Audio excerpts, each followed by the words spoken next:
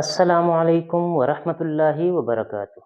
میرے عزیز بھائیوں اور بہنوں، کبھی زندگی میں ایسے لمحے آتے ہیں جب دل کے اٹھتا ہے سبحان اللہ، اللہ پاک ہر کمی اور عیب سے پاک ہے۔ کبھی خوشی کے موقع پر زبان پر آتا ہے الحمدللہ، ہر نعمت ہر کامیابی صرف اللہ تعالیٰ کی طرف سے ہے۔ اور ایمان کی اصل پہچان یہی ہے کہ دل اور زبان ہمیشہ اللہ تعالیٰ کے ذکر میں رہیں۔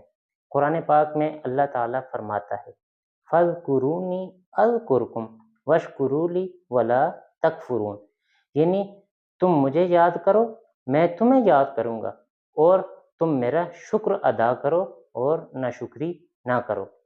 آئیے آج سے عہد کریں کہ دن کی شروعات اور اختتام ان الفاظ سے کریں، سبحان اللہ، الحمدللہ، لا الہ الا اللہ، اللہ اکبر۔